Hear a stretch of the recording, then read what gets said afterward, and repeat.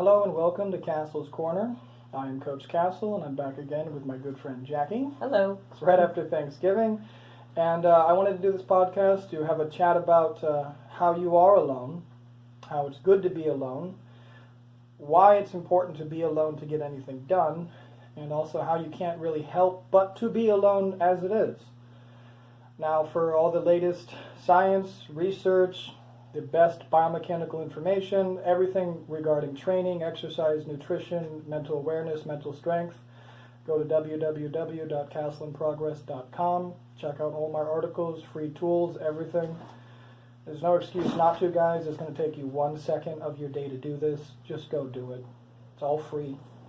But, Great resource. Anyways, let's go ahead and get into the chat now. So, why don't you tell me, you're a successful lady, you've done a lot of stuff in your life. When did you start to realize that in order to get something done, it wasn't going to happen unless you did it for yourself? I realized it early in life, but throughout the course of my career and adulthood, that was reinforced, because you can blame people for this and for that and for this and for that, but honestly, you have 100% control of your life. 100%. I mean, there's a lot of things that happen, shit gets thrown at us, we get challenges, but ultimately it's how you react to it and you move on. And, so I look back at my younger self, and you always say, I wish I was as motivated then as I am now. But if you're going to succeed in anything, it's you. People might help you along the way, might open doors and opportunities, but it's you. It's what you do with those opportunities. So, yeah, I mean, I'd like to touch on one point that you made. Just about every religion or philosophy says this. It doesn't matter if it's Buddhist or whatever. I'll tell you what the Buddhists say. The Buddhists say life is suffering. I couldn't agree more. Life is pain. It is what it is. Everyone in this world, I don't care how rich, pretty, talented, experienced, amazing you are, every single day is full of struggles. Mm-hmm. I don't care how poor you are. I don't care. There's not a single person in this entire world who cannot improve some piece of themselves on a daily basis. Most people know that image. It's a naked, muscular man. He's pushing an extremely large boulder up a hill. I think we all know that one. That's life. That is suffering. That is pushing a rock upwards that's trying to crush you. That's life. Now, you can either say, I'm going to continue to push this rock up this hill for a purpose, making your suffering worthwhile, because there is no top of a hill, by the way. That rock is until you die. You don't get to a plateau. You don't get to a point where you get to rest with that rock. You don't get to a point with that rock where it's going to sit and balance on top of the mountain and you have arrived, hooray. No, life literally is only a journey. There is no destination. You are alone. There is no other man there pushing the rock up with you. Everyone has their own goddamn rock and their own goddamn mountain. Nobody's coming to help you with yours. You can sit there and cry and bitch and say, oh, this rock is heavy. Poor me. Poor baby. Oh, God, I don't like it. Yeah, no, not acceptable. And if that is what you're doing, stop it. Find a reason to push the rock up the hill. Sure. Embrace it. Embrace it. Embrace that struggle. Now, when I was younger, let's just say I had a difficult childhood. We all did, but mine was perhaps a tad more difficult than most. But that being said, I remember going through periods in my life where, why doesn't my boss pay me more? Why don't my friends want to hang out with me? Why don't girls like me? I had all these questions. And I blamed myself, and I blamed other people, and I basically just blamed everything and everyone I could possibly think of. But I never took steps to change it. I never took steps to say, well, boss doesn't pay me more, probably because I don't try hard enough. I don't work enough. Probably because I haven't been aggressive enough and asked for more money. And guess what, guys? You can do that. Mm-hmm. Every one of you can do that, whether you're agreeable or not. You're quite able to do that. And it's pretty simple. If you are working as hard as you possibly can, you're trying the best that you possibly can, you go to your boss and you ask your boss for more money and he says no, you leave. Look for other opportunities. No one is making you stay at a job you don't like. You are. Nobody's making you stay there. You choose to stay there. Oh, but finding another job is hard. Yeah, well, so's being miserable every single day. And actually, in this day and age, it's not as hard as it used to be. It's the not. Internet. Especially with COVID going on right now, people are, oh, I can't find work because of COVID. Oh, I can't find... Well, COVID for me was extremely beneficial. In the beginning, it rocked me. Took a lot of my money. Took a lot of my time. Okay, nobody knew what was going on. 2 or 3 weeks in, we adapted. Okay, well, better start going online with things. Better start learning new skills. Better start advancing to deal with the current climate. Because it's not going anywhere. And just like life, guys, all you people saying when things get back to normal, when things go back to normal, you're an idiot. You're living in the past. Stop it. There is no going back to normal. You sound like a guy who was in a relationship, had his girlfriend cheat on him, break up with him, and then he goes and lives by himself for a year and says, oh, well, when things go back to normal and I get back with my girlfriend, you sound like a fucking idiot. There is no normal, there's no going back. It's going forward, advancing, adapting, overcoming new problems. You will. I'm going to go back to this. You are alone. You're alone, guys. Yeah, people could give you advice and People support can- you, yeah. but you're the one that has to do the work if you want the change. So, I guess let's touch more on the alone thing. I want to really beat this and hammer this home. All of you people who are waiting for someone to do something for you or for something in your life to change without any effort on your part, it's not going to happen. Most of you have been waiting months. Some of you have been waiting years for something to change. Did you think something in your life was going to change without effort on your part? Did you think so? Because it won't. And if it does change, it's only going to be for the negative. You are born a baby alone. Right. You have parents who help you live and survive in your infancy and develop you into a person. However, as we get to our teen years, we start rebelling. Everybody, by the way, nobody's special. We start rebelling in our own way. We start experiencing life, and it becomes, I don't want to say troublesome, but we start realizing how ungodly complicated everything is. Oh, yeah, I remember the drama in high school. Oh, the drama. Well, that was horrible to us. That was horrible, right? But now you have the Now internet. you look back. Yeah, now you have the internet, and I have thousands of people telling me how stupid I am. You know, I mean, that little high school drama ain't nothing. Right. But, and then you get to about the age of, well, some people grow up around the age of 25 or 26. Some people stay man-children. The reason some people don't like to grow up and they don't want to become functioning adults is because it's real easy. It's a trade-off. If you don't become a responsible, functioning adult and you don't take control of your own life, you stay in blissful ignorance, and the trade-off is no responsibility. Right. That's the trade. Now, there are so many people, I hope there's not many watching this, but there are so many people I personally see on a daily basis who are basically big children. Oh, yeah. And 40, 50, 60 years old, and what do I hear from them?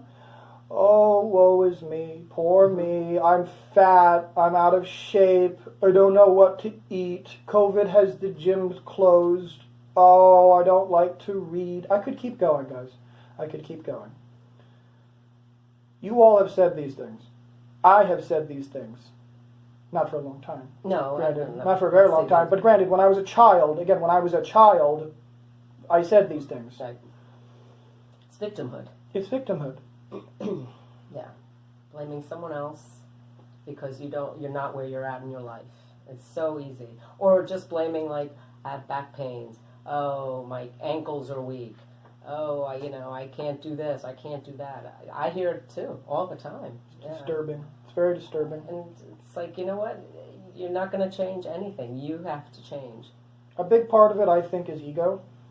And I don't want to say good ego. I kind of think there's two kinds of ego. There's kind of a good ego and there's kind of a bad ego. I don't think this gets talked about enough. This is a personal opinion, obviously, Right. but I believe you can't succeed without ego. Now, to be clear, what I say, what I mean that is, actors and actresses, politicians. Well, I know you're an actress, but politicians, you have to have a degree of narcissism, and you have to have a degree of ego. And if you don't, how would you think you are good enough to perform in front of people?